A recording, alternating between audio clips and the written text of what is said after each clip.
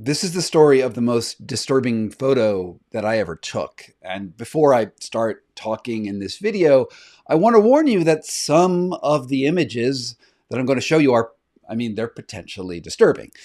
It's been almost 20 years since I shot them, when I was working on one of my very first reports for a major news organization. And to be completely honest with you, they still haunt me to this day. I still dream about them sometimes. So if you want to avoid that same burden, I wouldn't blame you. Maybe this is the time to go scroll on to the next video. Otherwise, you've been warned.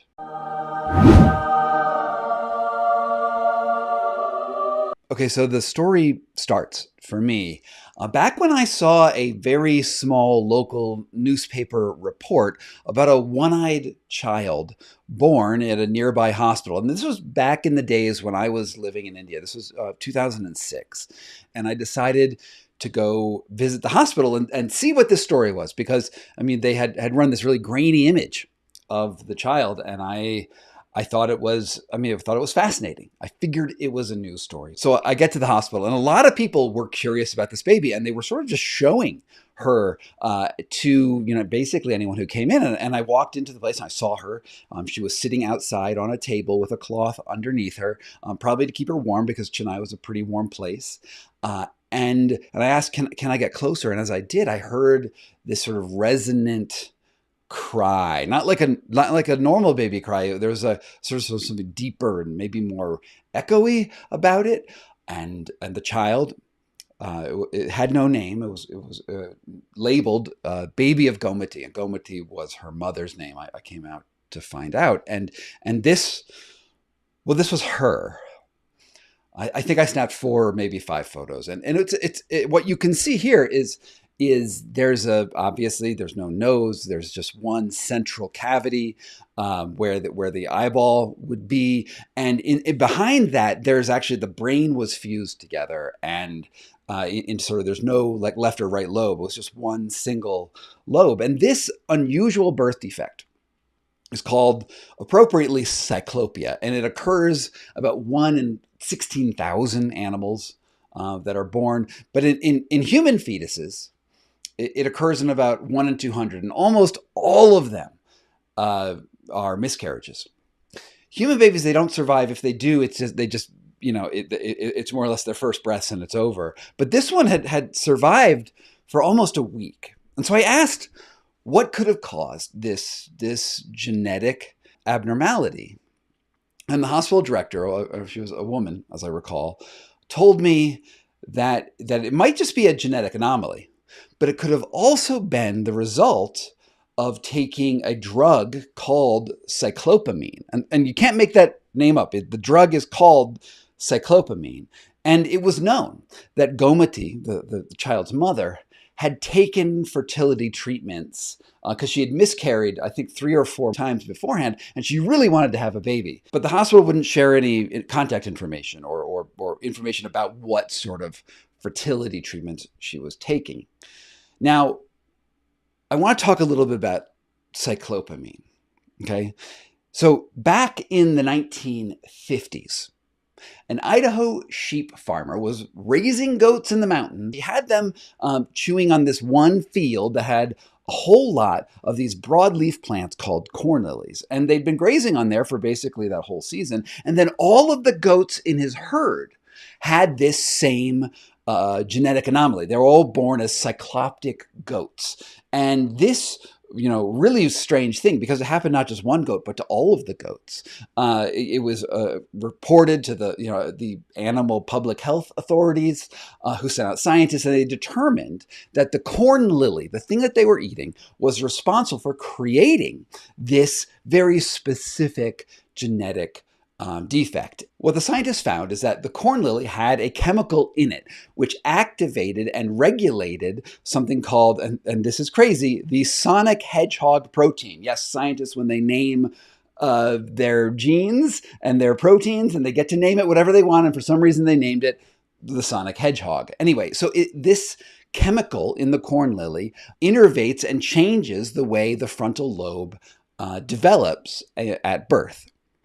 Okay, and so when that protein is secreted incorrectly, you have basically the front of your head fuses or doesn't divide the way it should. So you get this cycloptic birth defect. Now, here's where it all comes back to me. I had been reporting on fraudulent and illegal and unethical clinical trials by Big Pharma in South India since I'd gotten there a few years earlier. And I reported on a Johns Hopkins University testing an experimental anti-cancer drug called letrozole on pregnant women to see if it might also help them ovulate. But they didn't tell the women what they were signing up for. Meanwhile, there were tons of other clinical trials going on that were resulting in really bad things. For instance, a company called Shanta Biotech had spent $800 million on a cholesterol drug. It gave it to 1,500 women, and 8 people died in the clinical trial. So when the hospital administrator told me that the woman had taken a fertility treatment, I was wondering, well, could this have been an experimental fertility treatment? Because it turns out cyclopamine, that drug, was actually in clinical trials at the time in the United States to treat both basal cell carcinoma and prostate cancers. Because sonic hedgehog, the protein, also has a role in the regulation of the prostate.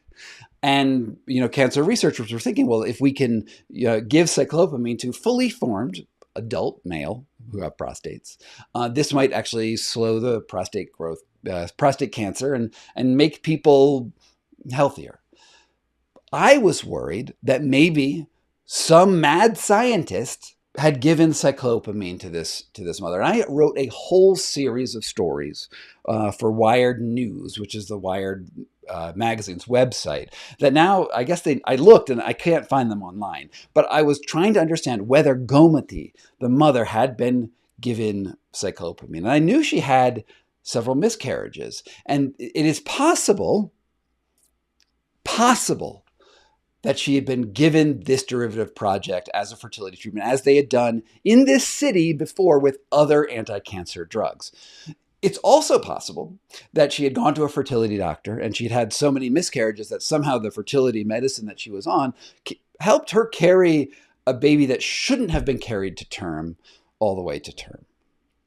Okay, well, Gomati, she abandoned the child. She never gave it a name, and she died about a week later. And because of modern medicine, many of these children are surviving a lot longer than they ever had in the past. Many times they would die just right after their first breath. But medical science has prolonged their lives into occasionally the weeks, and which does make me wonder, is it morally right to prolong a child's suffering when that child isn't viable? Clearly, these were not lives that could survive in nature.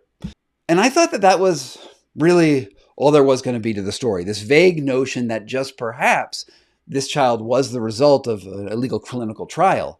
I even wrote about that in my book, The Red Market, where I looked at, and I actually enrolled in clinical trials to understand what was going on from the gritty business perspective. And I never found a true answer to what happened with this baby of Gomati. And just when I thought that this story was over, when I couldn't find any more information about what caused this patient's cyclopia, it actually reared up again in 2014. Just when I thought that this story was over, that I would never find out anything more about the baby of Gomati's clinical history, I'd written it off. But then in 2014, something happened. The story changed in a way that I could never have anticipated, because that picture, which had shown up in Wired, had suddenly been picked up by the terrorist organization ISIS, also known as the Islamic State. And they syndicated this photo all across their social media, declaring that this child was the herald of the apocalypse. You see, in the Hadith, which is a scripture of sayings attributed to the Prophet Muhammad, speaks of a one-eyed demon child named Ad-Dajjal, who will hasten the end of the world. And my images of this cycloptic child, and then also other images of cycloptic children that have shown up in the news were used repeatedly for saying that essentially the Antichrist had been born and was coming in to end the world. Of course, in the Hadith, the child will then grow up to be a full-scale adult, and Baby Agomati and every other cycloptic child, well, they actually died. And so this is the story of the most disturbing photo that I've ever taken as a journalist. And that sound, that memory of her cry, it still haunts me at night. From PokeyBear LLC in Denver, Colorado, this was Scott Carney Investigates. Thank you so much to my supporters here on Patreon and on Substack and even on YouTube who make this work possible. It means the world to me that you're here. And if you want to get your name on the honor roll, all you need to do is sign up at the links down below. From Foxtopus Inc. in Denver, Colorado, this was Scott Carney Investigates.